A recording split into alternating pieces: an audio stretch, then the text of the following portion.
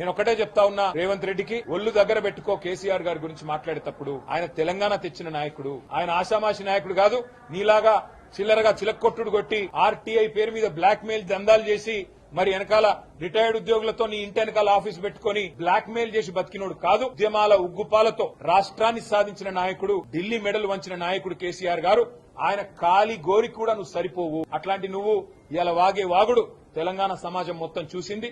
తప్పకుండా నిన్ను చీత్కరించే రోజు, చీకొట్టే రోజు, అసహించుకునే రోజు, తరిమి కొట్టే రోజు కూడా దగ్గరలో ఉందని చెప్పి, ఇది బడ్జెట్ సెషనా కాంగ్రెస్ పార్టీ హిస్టరీ సెషనా కూడా అర్థం కాలే. వచ్చుడే నెహ్రూ కాడికెళ్ళి మొదలుపెట్టిండు. నెహ్రూ చాలా గొప్పవాడు, మోతీలాలో కోతిలాలో ఆయన కూడా గొప్పోడు. ఆ తర్వాత ఇందిరమ్మ ఇంకా గొప్పది, తర్వాత నేను చెప్పిన బలిదేవత ఇంకా పెద్ద గొప్పది, వాళ్ళ కొడుకు ముద్దపప్పు ఇంకా మంచోడు అని ఎందెందో చెప్పుకొచ్చిండు. అసలు ఒక వీధి రౌడీ మాదిరిగా, ముఖ్యమంత్రిలా కాదు, ఒక వీధి రౌడీ మాదిరిగా నడుపుతున్నది సర్కారు కాదు, ఒక రౌడీ దర్బార్ అన్న స్థాయిలో చెలరేగిపోతూ తొక్కుకుంటూ వచ్చినా, తొక్కుకుంటూ పోతా, మళ్లీ తొక్కుతా. ఎవరిని దొక్కినావు నువ్వు? ఉత్తమ్ కుమార్ రెడ్డిని దొక్కినావు. ఎవరిని దొక్కినావు? దామోదర్ రాజనరసింహన్ దొక్కినావు. ఎవరిని దొక్కినావు? బట్టి విక్రమార్కన్ దొక్కినావు. ఎవరిని దొక్కినావు? శ్రీధర్ బాబుని దొక్కినావు.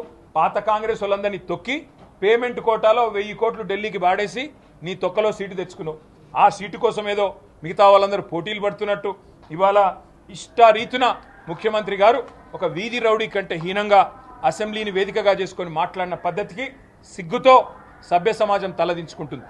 ఆయన ఒక వీధి రౌడీలాగా మాట్లాడిన మాటలకు తప్పకుండా బేషరతుగా క్షమాపణ చెప్పాలి. లేకపోతే ఆ స్పీకర్ గారికి ఏమన్నా కనీసం ఒక 1% అన్న ఇంగితం ఉంటే వారన్నా రికార్డులోంచి తొలగించాలి.